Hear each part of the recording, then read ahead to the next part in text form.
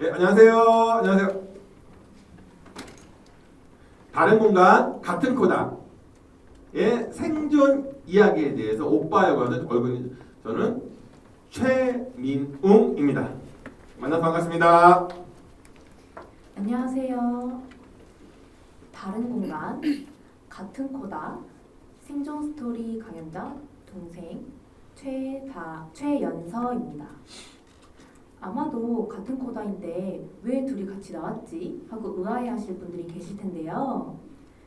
저희는 주제처럼 자라온 환경이 다른 코다이기에 사람 모습이나 생각이 달라서 이렇게 강연을 하게 되었습니다. 네, 제가 먼저 태어났기 때문에 제 이야기를 먼저 좀 전해드리겠습니다. 예전에 저희 아버지께서는요 전라도 광주에 사셨고요, 저희 어머니께서는 마산에 사셨습니다. 근데 저희 아버지께서 이제 마산에 놀러 가셨다가 저희 어머니를 보시고 어머니에 반하셔서 완전 천들 반하셨죠. 반하셔서 어머니를 광주로 다 치우셨다고 하세요. 그래서 광주에서 부모님이 사셔서 제가 임신해서 제가 태어나게 되었습니다. 그게 접니다. 박수 치지 마세요. 박수 치지 마세요. 태어난 것 뿐이에요. 예전에는요 저희 아버지가 어떤 일을 하셨냐면요 구두 제화하시는 거, 그 다음에 이제 건축에서 이제 조공이라고 하죠. 벽돌 쌓는 일, 그런 일을 하시기 때문에 전국 여기저기 왔다 갔다 하시면서 했어요. 그렇죠. 수입도 크지 않으셔서 조금이셨습니다. 그다음 1년, 그렇게 해서 1년, 2년, 3년 정도 생활에 갑자기 또 어머니께서 임신을 하신 거예요. 임신 누구야? 제예요, 제. 제가 때문에 저는 예전에 저희 집이 수입이 조금이었는데 그 당시도 생활이 어려서 두 아동을 키우는데 어떻게 할까 고민하셔서 회의를 하신 거예요. 그래서 그 당시 때 전남 보성의 벌교에 저희 조부모님이 살고 계셨습니다. 그래서 저를 조부모님한테 보내기로 결정하셨어요. 저는 광주에서 태어났고 광주에서 태어나서 살았고 부모님과 함께 생활했습니다. 부모님과 소통 방법은 부모님과 홈사인으로 제스처를 통해서 소통을 하고 부모님께서 가르쳐준 수어를 통해서 조금씩 차츰차츰 소통을 하게 되었습니다. 제가 나이 3살부터 7살 때까지 저는 계속해서 그 벌교에서 살았어요. 저희 청인 아동 친구들하고 놀고 지냈었죠. 근데 어느 날 아마 예전에 1월 1일 날 또는 뭐 추석날, 설날의 명절, 추석날에는 부모님이 오셨었어요. 그때는 아버지 어머니 오신 게 아니라 동생도 같이 왔었죠. 누군지 모르는데 동생이라고 하더라고요. 전 동생 신경 없으니까 친구들이 좋았거든요. 친구들하고 동생만 수화 쓰는데 부모님 수화 쓰는 전 모르니까 동생 친구가 노는 게 먼저 좋았어요. 전 그때 당시 제 느낌입니다. 네, 저 어렴풋한 기억으로는 제가 오빠가 없었던 걸로 알고 있었어요. 제가 장녀인 줄 알았거든요. 저는 오빠가 없다는 걸로 알고 있었고, 그리고 항상 저는 부모님과 셋이서 생활했기 때문에 오빠는 없다라고 생각하고 있어요. 그리고 명절 때, 추석이나 설날 때 이제 조부모님 댁에 가면은 오빠야 라고 어머니께서 오빠야 오빠라고 말씀해 주셔서 아 그렇구나, 그냥 벌교에 사는 오빠구나 라고 저는 생각하게 되었습니다. 그러다가 이제 별로 그거에 대해서 큰 관심은 없었어요. 조부모님 댁에 사는 오빠구나 라고 생각을 하게 되었습니다. 할머니께서는 저에 대해서 크게 신경 써주시지 않았어요. 그래서 오빠한테만 계속 신경을 써주시고 오빠에게 큰 관심을 가져주셨죠. 그때 지금은 제가 밝은 성격이지만 옛날에는 조금 소심한 성격, 내성적인 성격이었습니다. 그렇기 때문에 이제 친척분들께서 뭘 여쭤보시면 네, 아니요 이렇게만 말씀드리고, 그리고 부모님께서 하시는 말씀을 친척분들께 통역만 했었습니다. 외동인 줄 알았다고요? 저도 벌교에서 저도 왕자라고 자랐어요. 왕자라고 시대부터. 그리고 부잣집 왕자 그렇게 자랐습니다. 그런 타이틀 가지고서 남들이 저를 되게 부러워했었어요. 참나 웃겨서. 제 명절에 본 농부모님 오셔서 여동생이랑 통화하시면 제가 나이 7살 때 농부모님께서 오셔가지고요 저를 갑자기 또 데려가시더라고요. 저를 저 싫다고. 저는 할아버지 앞에 살고 싶다고. 그래서 수학 몰라가지고 그냥 거부만 했었죠. 근데 그 당시 저희 아버지께서 아까 말씀드렸죠? 재활이라고 거덜이 하신다고 해서 근육이 그냥 이렇게 해서 엄청난 우락부락. 저를 자꾸 끌고 가서 제가 힘이 있나요? 그냥 끌려가 싫다고 울었지만 저 결국은 지쳐 잠들었고요. 눈을 떠보니까 어디에요? 광주였습니다. 평소와 같은 생활을 했는데 저에게는 비상사태의 날이 발생했습니다. 그 시골에서만 보던 한 두세 번 정도 봤던 그 오빠가 내 친오빠라고? 저는 큰 충격을 받았습니다. 또 같이 생활해야 된다라고 통보를 받은 것에 대해서 정말 두세 번 이상 충격을 받았고 혼돈의 카오스가 몰아치던 날이었습니다. 제 머릿속에선 온통 제가 뭐라고 외쳤냐면 비상사태! 비상사태! 119를 불러야 한다! 침입자가 나타났다! 라고 제 머릿속에서 온통 그렇게 휘몰아치던 날이었습니다. 저도 똑같아요. 저도 당황스러웠어요. 저 수학 아무도 몰랐거든요. 저 벌교에서 살 때 말로 음성언어로 소통하고 음성언어로 원래 집에 갑자기 오니까 뭐야 듣는 사람이 아무도 없는 거예요. 세 사람은 수화라고 저는 뭐 수화도 모르는데 좀 말도 못하고 몸짓도 모르고 아무것도 없는데 저는 그냥 집에 혼자 있었던 것입니다. 저는 그냥 TV만 보는 것 뿐이었어요. 집에서 세 사람은 통화 수화로 대화하는데 저는 모르죠. 저는 저 혼자 생활한 것밖에 없었습니다.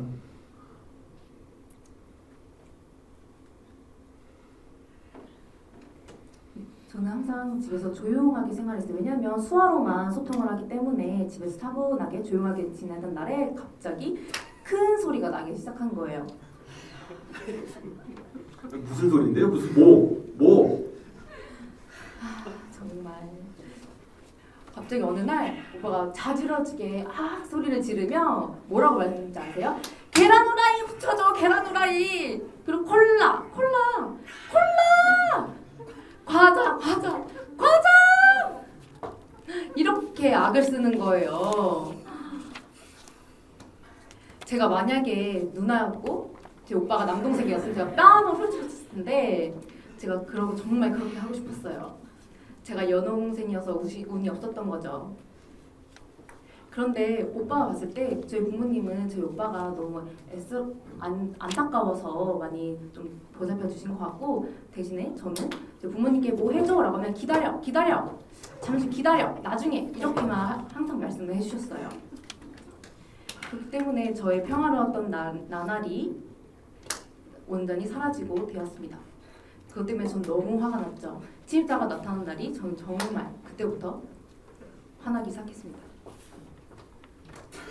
제가 저렇게요? 제가 저렇게 저는 사실 저 생각이 잘 안 나요. 제가 예전에 지금 말을 보니까 이제 되돌아보니까 제가 좀 그랬었나 약간 뭐 그런 드지만 지금 내가 침입자라고요? 맞아요. 제가 침입자라고? 저는 제 생각에 전 여동생을 지원자 생각했어요. 왜냐면요, 제가 집에 있을 때 전 말하는 사람 아무도 없어요. 여동생 말고는. 때문에 제가 말을 하면 여동생이 부모님한테 수화를 전달해주고 수화를 보고 여동생이 저한테 말을 해주기 때문에 저한테 꼭 필요한 지원자라고 생각하고 있었습니다. 근데 여동생이 집에 있을 때만 말을 하게 되는 거죠. 집에 아무 여동생이 없어요? 전 말을 하지 못하는 가만히 또 침묵할 수밖에 없고 조용히 있을 수밖에 없습니다.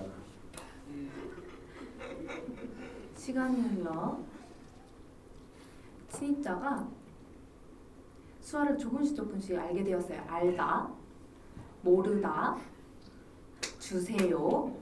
정말 유치한 초등학생이 할 수 있는 그런 수화를 알고 되었습니다.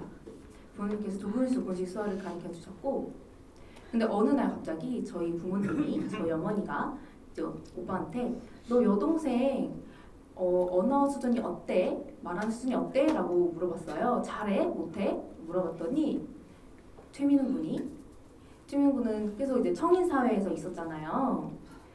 그렇기 때문에 여동생 최연서 말 못해 이렇게 말했습니다. 너무 저는 억울했어요. 뭐가 억울해? 잘못한 거 그것 때문에 제가 유치원에 가게 되었습니다. 만약에 그런 억울한 일이 없었더라면 전 유치원에 안 갔을 텐데 평화로운 5살 인생을 살았을 거예요 아마. 아니 정말 기억 안 나죠?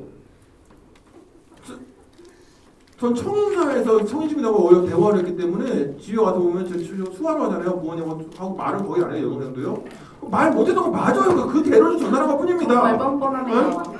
때문에 말 못했던 말인데 뭘? 제가 거짓말했나요?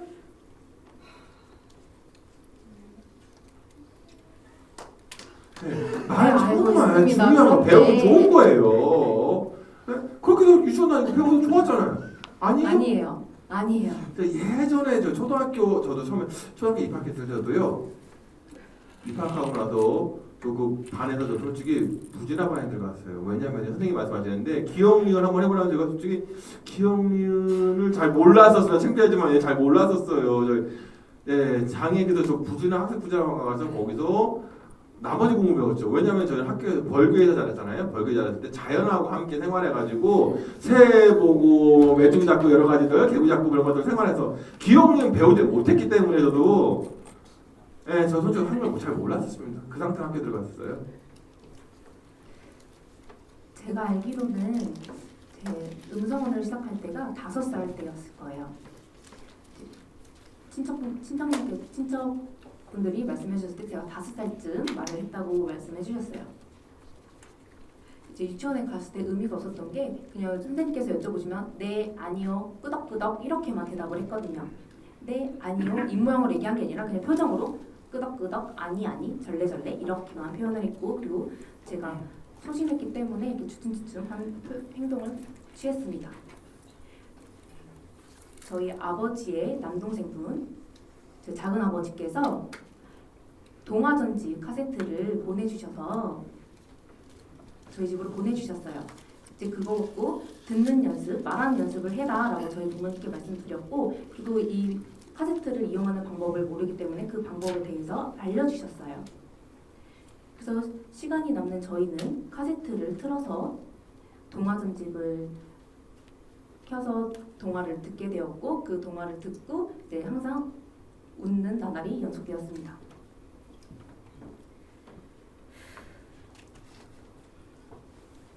그리고 또 있습니다. 여러분 열정렸어 2 포스터 혹시 보셨나요? 그 사진 혹시 보셨나요? 이 사진이에요, 이 사진. 그 사진이 바로 이 사진입니다. 저희 오빠랑 제가 나와 있는 사진이고요. 이 사진은 범죄 현장의 사진을 보고 계신 겁니다. 지금 여러분들은 다 증인이신 거예요. 지금 착하게 선하게 보이는 지금 학교 교사인 저희 최민우 군 범죄자입니다. 아닙니다. 지금 보이시죠? 비닐봉지에 담겨있는 제 모습 저희 오빠가 한 짓입니다. 사건의 경위는 벌교의 할머니 집에서 벌어진 사건이고요. 그때 아마 카라멜을 똑같이 반으로 나눠서 저희가 가졌어요. 근데 최민우 군은 다 먹었고 저는 조금씩 아껴 먹고 있었습니다. 그래서 남은 거는 가지고 있었는데 최민우 군이 그걸 보고 침을 흘리더라고요. 그거 2개 내놔! 라고 해서 저는 싫어! 내 거야!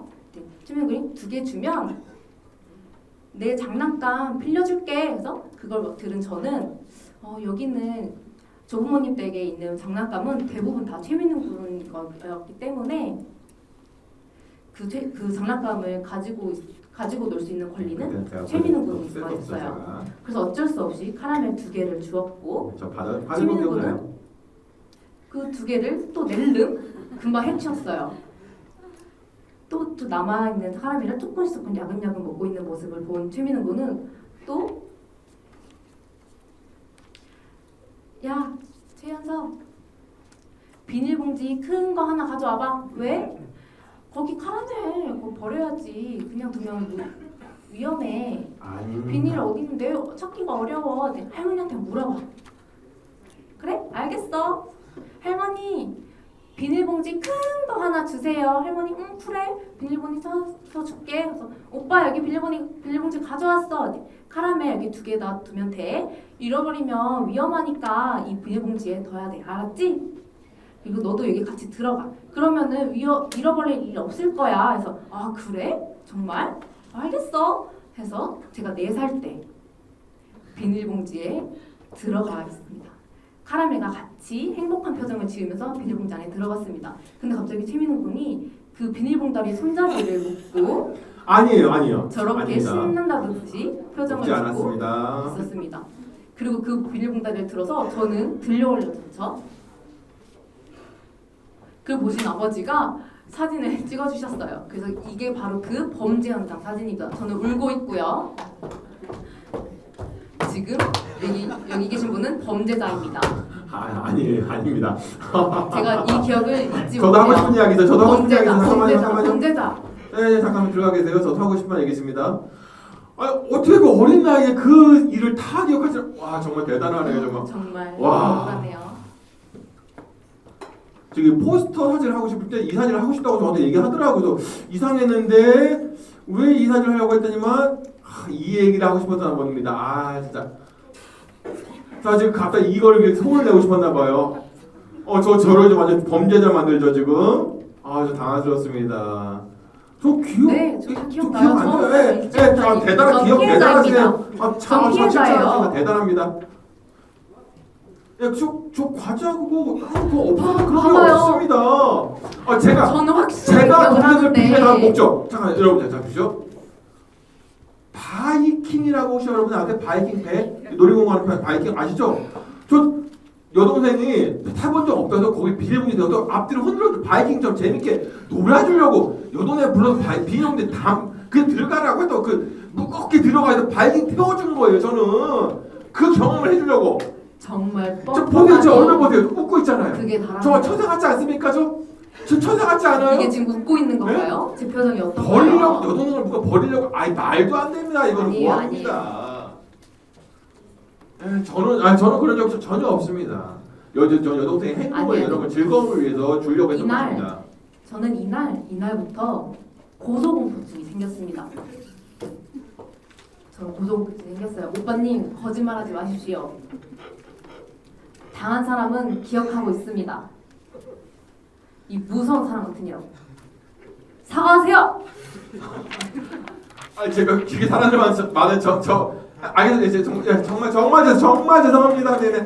정말 죄송합니다. 솔직히 저 기억은 없거든요. 근데 바이킹 태워준 목적. 아니요, 정말 믿지 못합니다. 바이킹 태워준 목적이라고. 그거 하나만 좀 기억해 주십시오. 아니요. 거짓말입니다. 정말. 이제 뻔뻔하네요, 참으시고요. 거짓말이요. 능글맞게 하시네요. 지금까지 저를 보셨을 때 제 성격이 어떤가요? 밝아 보이나요? 그쵸? 활동적이라고 생각하시죠?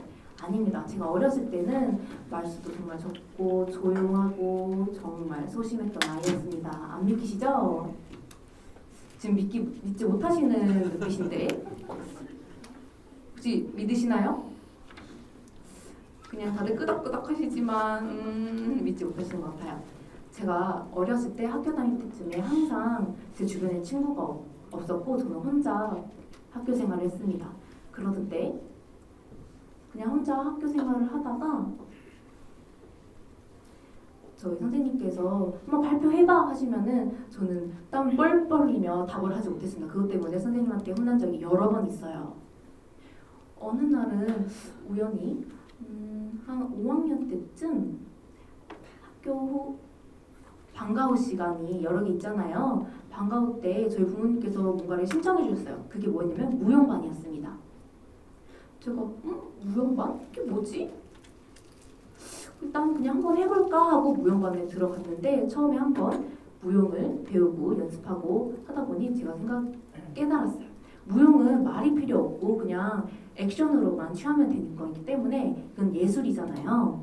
그렇다면 부모님이 그냥 말을 하는 것보다 몸으로 표현하는 거 그리고 감정을 몸으로 표현한 걸 한번 해봐라는 의미로 신청을 해주셨구나 생각을 했어요. 그리고 그 무용반을 다니기 이후부터 제 성격은 180도 달라지게 되었습니다. 그래서 제가 무용가가 되고 싶다라는 꿈을 가지기 시작되었어요. 그래서 무용 연습을 하고 그 다음에 제가 예술고등학교에 진학을 할 목표로 그런데 아마 저희 부모님께서는 경제적인 부담이 있으셨을 거예요. 왜냐면 예술고는 학비가 좀 비싸잖아요. 숙소랑 이런 거 여러 가지 부분에. 근데 저희 부모님께서 말씀해 주시는 게 제가 항상 이제 제가 부모님에게 부모님 통역으로 제가 돈을 항상 빌렸습니다. 돈이 없으니 돈 좀 빌려주세요 하면서 제가 항상 그 통역을 맡아서 있었습니다. 여동생이 예술고등학교에 입학하고 나서 저는 부모님과 함께 살고 있었어요. 계속. 근데 여동생이 없기 때문에 저는 수화 소통이 좀 안 됐기 때문에 저는 집에서 항상 있을 때 부모님하고 대화가 없고 그냥 TV 왔어요. 그냥 그때는 TV만 좋다라고 TV만 보고 있었습니다. 근데 나중에 나이가 20살 정도 됐을 때 전 집에서 솔직히 독립해서 혼자 살 계획을 하고 있었어요. 왜냐면 소통이 안 되니까 집이라는 의미가 없었죠. 어렸을 때부터 부모님이 하고 같이 살때 부모님에 대한 긍정적인 생각이 없었어요. 왜냐면 부모님의 애착 가질 나이에 저는 할아버지 할머니한테 자랐잖아요. 3살 때부터 7살 때까지 중요한 게 뭐예요? 부모님과의 관계, 애착 관계라고 생각하는데 3살, 7살 때 생활을 벌교에서 조부모님과 같이 하게 했어요. 그래서 저는 조부모님 원하지 않는 제가 원하는 거에 대해서 다 들어주는데 거기에 대한 사랑이 없고 그 부모님에 대한 관계가 솔직히 별로 없었습니다. 저는. 그래서 혼자 살고 싶었어요. 그리고 또 집 안에서도 소통이 안 되기 때문에 제가 항상 여러 가지 다툼도 되게 많았었습니다. 여러 가지 같은 것들요. 아마 그 일반 고등학교를 진학했다면 그 예술 고등학교는 조금 달라요. 그 선후배 이런 문제가 있고 그리고 쉽지 않은 학교 생활이었습니다. 학교 생활이 전혀 만만치 않았어요. 다른 친구분들은 예술고 진학을 위해 이제 다니기 시작했지만 저는 그렇지 않았어요. 이제 학교 후에 기숙사에서 기숙사를 생활을 해야지만 했고요. 기숙사에 들어가면은 영상이 계속 울렸었어요. 영상 전화가 계속 울리면은 제가 너무 스트레스를 받는 거예요. 왜냐하면 제가 원래 저희 부모님 봤을지는 잘 모르겠지만 죄송합니다. 제 부모님 보실지는 모르겠지만 제 예술고를 갈 목표는 제가 도피하고 싶었어요. 도피성으로 예술고를 진학하게 된 것도 없지 않아 있습니다. 그래서 저는 예술고로 가면 내 마음대로 할 수 있겠지라는 생각을 갖고 있었습니다. 그런데 오히려 부모님한테 영상이 계속 오는 거예요. 그 오빠는 맨날 화를 내고 계속 싸웠다고 하고 계속 전화가 오고 그리고 제가 도피성이라고 생각을 했는데 그게 아니라 그냥 오히려 더 갇혀버린 곳으로 변해버린 거죠. 감옥 같았어요. 제가 2배 더 예술고 생활이 2배, 3배 더 너무 힘들었습니다. 그때 아마 우연히 이제 회장이 되었고 각종 역할에 이제 장이 되었어요. 회장이 되었을 때 항상 부모님께서 회의를 오셨어야 됐는데 저희 부모님이 청인이신가요? 아니죠. 농인이시잖아요. 그렇기 때문에 참석하시기가 조금 제가 생각했을 때는 좀 마음이 여러 가지 좀 신경 쓰이는 부분이 있었어요. 예를 들면 나한테 힘든 일을 줬기 때문에 부모님도 내가 힘든 거 똑같이 고생을 해봐 라는 이런 마음도 있었고 그리고 통역사랑 같이 와 부모님 아니야 괜찮아 나는 농인이잖아 나는 안 가도 돼 괜찮아 나는 안 갈래 아니 내가 회장이기 때문에 부모님 꼭 참석해야 된다니까 그러니까 통역사랑 같이 와 제가 이제 울긋불긋 하면서 부모님한테 통보하는 형식으로 와 하고 그냥 끊어버렸어요. 그래서 그날 부모님이랑 통역사가 2분이 함께 오셨어요. 근데 그때 제가 엿보았는데 부모님이 통역사랑 같이 오시더라고요. 그 회의에 참석하시면서 수화를 보면서 그렇구나 이 회의 내용이 이렇구나 라고 보시는 걸 보고 이제 농인에 대해서 뭔가 조금 더 보여주고 싶다는 생각이 들어서 그때는 잘 몰랐는데 농인에 대해서 조금 창피하다는 인식이 있었는데 그래도 한번 부모님 보고 와봐 라고 하고 나고 회의에 참석하시는 모습을 보니 제 생각이 180도 바뀌었습니다. 농인 부모도 나처럼 수화로 표현할 수 있구나 수화로 표현하는 것에 대해서 괜찮구나 라고 생각했어요. 제가 고등학교를 이제 전주에서 다녔고 집은 광주였어요. 이제 광주 전주로 계속 올라와 했고 부모님은 항상 광주에서 전주로 차를 끌고 이동하셨습니다. 아마 저희 집에 경제적인 부담이 있으셨을 거예요. 그래서 여러 가지 과 행사 때 이제 선물 같은 거를 가지고 오시고 이제 회장인 저를 위해서 저희 부모님께서 항상 이제 선물 꾸러미를 가지고 오셨습니다. 그리고 고등학교 3년 졸업한 후에 대학교에 진학을 하게 되었을 때 두 가지 선택이 필요하게 되었어요. 이제 광주에 있는 학교를 전액 학비 무료 지원인 그곳에 가야 되냐, 아니면 예고를 가야 되냐, 이 선택이 있었죠. 전 확실하게 마음을 결정했어요. 그냥 광주에서 제 본가가 광주에 있기 때문에 어차피 숙식 같은 거는 해결이 되잖아요. 무료로 해결이 되기 때문에 그냥 광주에서 학교를 다녀야지 했는데 부모님 생각은 달랐어요. 그냥 서울로 가, 서울로 진학해 라고 했어요. 제 꿈은 당연히 서울 생활이 맞죠. 이제 서울로 유학하는 게 맞죠. 전 정말 좋았어요. 그런데 옛날부터 제가 본 모습들은 가정 환경이 좋지 않고 어렵고 그런 생각들이 있었기 때문에 서울로 가게 되면은 더 집이 어려워지는 거 아닐까라는 생각이 들었습니다. 그것 때문에 너무 걱정이 되어서 그래서 이제 고민하던 끝에 부모님께서 서울로 입학해 하셔가지고 서울로 입학하게 되었습니다. 서울에 입학하게 돼서 기숙사랑 학교 그냥 입학만 하는 게 아니잖아요. 서울로 진학을 하게 되면은 기숙사나 학비 등 생활비 등 여러 가지 경제적인 부담이 생기게 되는데 이제 부모님께서 항상 영상 하시면은 힘들다, 뭐 어렵다 이런 식으로 문자를 보내주셨어요. 항상 그렇게 문자를 보내주시고 영상으로 말씀해주시고 예전보다 너무 어두워진 모습으로 말씀하시는 걸 보고 내가 서울 생활을 접고 그냥 경기도로 이전을 하는 게 숙소로 옮기는 게 더 낫겠다. 경기도에서 학교를 다니면 되겠다 싶어가지고 오빠한테 조금 도움을 요청을 할 수 있는지 전화를 하게 되었습니다. 갑자기 여동생한테 제가 전화를 받았습니다. 돈에 대한 이야기였죠. 돈이 필요하다는 얘기였어요. 내일 집에서 쫓겨난다고 돈이 필요하다. 그 당시에 저는 돈이 없었어요. 왜냐하면 군복무 중이었기 때문에 돈이 하나도 없었어요. 저축해놓은 전부 다 대학교에 입학한다는 거에 대해서 송금했었고 그 당시에 제가 솔직히 가진 게 없었거든요. 빈털털했습니다. 근데 부모님도 말씀드렸어요. 집에다가 뭐냐면은요.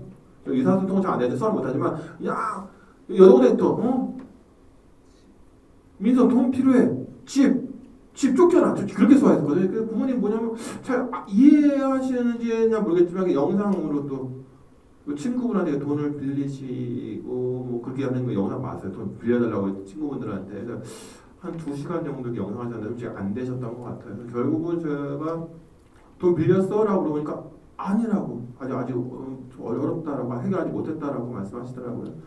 그래서 진짜 저 화났었죠. 제가 방에 들어가서 문 닫고 그냥 혼자 고민했었죠.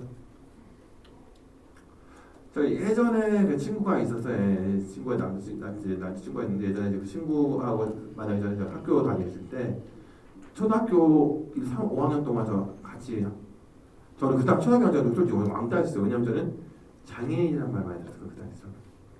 네. 벙어리 수급자라는 말. 예.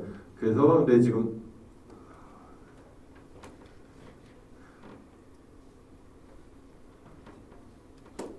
친구가 한 5, 6학년 때 일어났던 일이에요. 그때 친했던 친구였는데 그때 비밀로 부모님이 농이라면 하지 말라고. 그 친구한테 같이 학기에 또 그리고 그 사귀었죠. 사귀었던 그 친구가 있는데 제가 나이가 26살 때, 그 친구 26살 때, 그 친구를 회사 다니고 있었어요. 저 지금 보면 저는 솔직히 빈털털이잖아요. 그래서 친구한테 전화했어요. 내 생각할 때 그거 돈 거래, 친구는 돈 거래하면 친구 관계가 끊어진다라는 걸 알고 있었어. 예전에 뭐 대화한 적도 있어 그 친구하고도. 그래서 솔직히 전화하기 어려워서 어떡할까 고민하는데 결국은 전화하게 됐었습니다. 왜냐면 여동생이 정말 저한테 그 당시에 정말 중요했었거든요. 어렸을 때 자랄 때부터 이제 수화로 여러 가지 맡겨놓고 여동생 책임을 주고 여동생 언니 부모님의 모든 걸 맡아주고 저한테 정말 그 당시 때 이제 제가 애정하는 그런 데서 전화를 걸었어요 친구한테.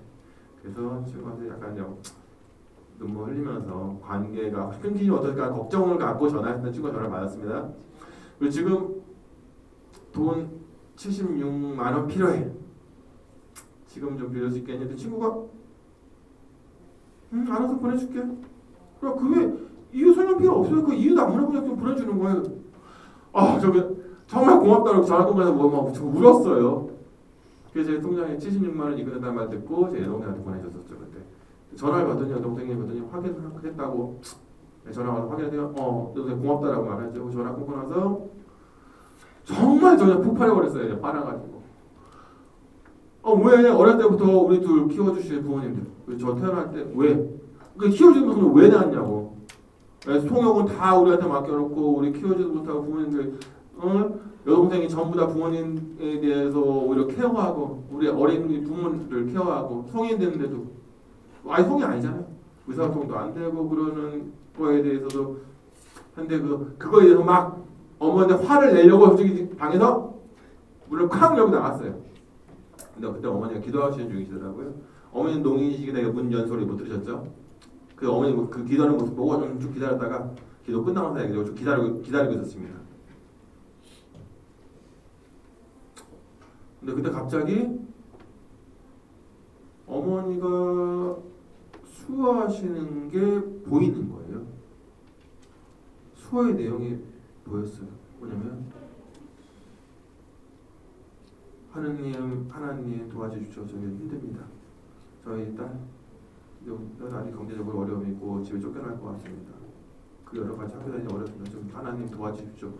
저희 가정 모두가 힘듭니다. 가정의 회복을 위해서 기회 좀 도와주십시오. 그런 수화가 보이는 거죠. 저는 갑자기 깨달았었죠. 멍해진 거예요. 저는요, 저 지금 말하면서 저는 저를 바라보고 제 스스로가 너무 부끄럽게 생각이 되더라고요. 왜냐면 그래서 조용히 문을 닫고 방문을 닫고 집에 방에 들어와서 이불을 쓰고 계속 울었어요. 한 6시간, 7시간 한 것 같은데. 저는 그때 깨달았죠. 그부터 시간이 흘렀죠. 동생한테 동생한테 수학 배우고 싶다고. 그때 깨닫고 결정하게 됐습니다.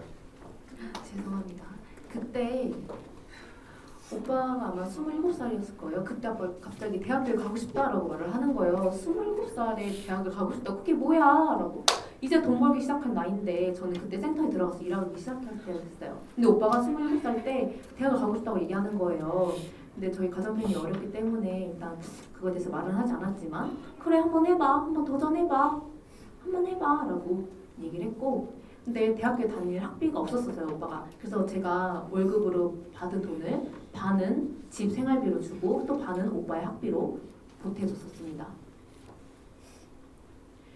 그러다가 그때 갑자기 오빠가 수학 알려줘. 나 수학 배우고 싶어. 수학 알려줘. 라고 했습니다. 그걸 보고 아니 정말 뻔뻔하네. 옛날에 계속 이제 부모님이랑 수학을 소통했었으면 좋았을 텐데 이제 와서 수학을 배우겠다고? 정말 짜증이 났어요. 그때 제가 센터에서 일했을 때였어. 수학통역센터에서 일했었을 때였어요.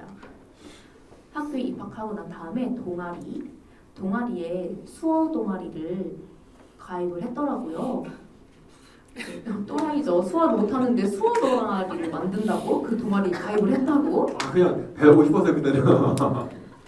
아니 수화를 가르쳐 달라고 해서 그래 친구 한두 명 정도 데리고 오겠지 생각했는데 그냥 무슨 조직처럼 진짜 여러 명을 데리고 온 거예요. 여러 명 다 홍보해서 데리고 왔었죠. 진짜 여러 명을 데리고 와서 저희 센터가 가득 찰 정도로 농인분들이 못 오실 정도로 그 방 안에 가득 차게 한 20-30명의 조직을 끌고 와서 수어를 가르쳐줬습니다. 그러고 난 다음에 이제 다른 대학교에서도 저희도 수어를 배우고 싶어요. 그런 수어 동아리 활동을 보고 한 2-3곳에서 그런 연합회를 만들기 시작했습니다. 그래서 그런 수어 동아리를 통해서 활동을 하고 홍보를 하고 다양한 활동을 통해서 그때 아마 수어 경연대회에 들어가게 되었어요. 수어 경연대회 아마 그때 상을 탔지? 떨어지지 않았나? 아니야. 맞다. 그래. 2등. 은상. 저 은상 받았어요. 은상. 뭘 떨었다고 그래요? 저는 떨어진 줄 알았어요. 경연대회 보지 않아서 떨어진 줄 알았어요. 아닙니다. 처음에는 막 저 나쁜 사람으로 만들지만 네, 은상 받았습니다. 네, 그런 거 네. 같네요. 아, 생각해보니 그런 거 제 자랑하시게 돼 다행이네요. 예. 제가 잘했었는 거 수영연대 은상 받았습니다. 오늘 강연한 게 장난인데 이게 딱 하나인 것 같습니다. 강연하면서요. 제가 지금 그때 서울을 배우고 나서 지금 부모님하고 소통하고 지금은 이제 영상으로 매일 합니다. 어머니하고 매일 영상으로 어머니 맨날 잔소리 하시죠 저한테 잔소리 이랬는데 뭐 예전에는 잔소리해서 그냥 수많은 게 나쁘다 그랬는데 지금은요 커가면서 어머니하고의 다툼에 대해서 정말 많이 제가 나빴던 걸 알게 됐어요. 제가 그때 당시에는. 네, 지금은 행복한 시간인 것 같습니다. 그리고 인정하고 있고요. 그 당시에 제가 제 행동에 대해서 그래도 지금 이렇게 살아가고 있습니다. 저 어머니 사랑해요. 이거 카메라 나가지고 어머니 사랑합니다. 감사합니다. 시간이 다 되었을까요? 한 7분 남았다고 하시네요. 제 강의는 거의 끝나가기 전이긴 한데 일단 하고 싶은 말이 있습니다. 제가 수업을 하다 보니 벌써 강연이 끝날 시간이 되었네요. 한 7분 남았다고 하니 일단 이제 코다의 의미에 대해서 말씀해 주셨죠 앞에. 그리고 이제 코다의 의미는 여러 가지가 있습니다. 제가 생각했을 때 코다에 대해서 얘기하고 싶습니다. 코다는 농부모의 자녀. 근데 이 자녀가 청인일 수도 있고 노인일 수도 있고 구아인일 수도 있고 정말 다양합니다. 그렇기에 꼭 청인 자녀만 코다라고 부르는 건 조금 어렵고요. 저는 그렇게 생각하지 않습니다. 다양성이 있다라고 생각이 들어요. 다양한 모습의 코다가 있다라는 것을 말씀드리고 싶고요. 그리고 여러분이 보셨을 때 농인 부모 그리고 농문화에 대해서 저희는 이제 계승을 받았기 때문에 농인 부모의 자녀도 모두 다 코다라고 생각합니다. 제가 오래 산 건 아니지만 제가 살아보니 전 아직 젊어요. 제가 도망가고 싶었던 때도 있었고 다 모든 거를 내려놓고 싶었을 때도 있었고 연을 끊어버리고 싶었을 때도 있었고 꼭 저는 근데 꼭 살게 된다면은 농인 세계에서 농사에서 살고 싶어요. 권총인 사회를 봤을 때 이제 저는 뭐 별나다 이런 식으로 이상한 매력이 있는 것 같습니다. 농사에는 이상한 매력이 있는 것 같습니다. 그때 이제 여러 가지 뭐 이슈들이 있으면은 오빠랑 얘기하면서 그때 뭐 이런 일 있었잖아. 청인 사회는 이런 일 없는데 농사에는 이런 일이 있어. 정말 웃기지 않아? 하면서 깔깔깔깔 호호호호 하면서 울고 웃으며 오빠랑 하루 종일 통화하고 그랬던 적이 있습니다. 오늘 제 강연이 거의 끝났고요. 여러분이 보시기에 농부모, 코다 이런 거에 대해서 하고 싶은 말이 있는데요. 코다를 마주볼 기회는 많이 없었어요. 저희 직접 만나볼 기회는 없지만 어디에도 코다가 살고 있겠죠. 여러분 서로 저희랑 통할 거라 생각을 합니다. 이렇게 저희 두 남매에는 서로 의지하면서 지금도 농사회 안에서 동생은 수학학원 살고 저는 농학교에서 교사로 지금 농사회 안에서 열심히 지금 살아가고 있는 중입니다. 코다 가족은 참 여러 가지 형태로 지내고 있는 것 같아요. 여기 오신 코다와 이 영상을 보시 유튜브는 아니라고 했죠. 아까 홈페이지 농화방송 홈페이지 방송을 보시는 분들 분들한테 한마디 하고 싶습니다. 자, 우리는요 서로 말하지 않아도 알잖아요. 만나고 싶습니다. 나중에 꼭 만나요. 자, 지금까지 이야기 들어서 감사합니다. 감사합니다.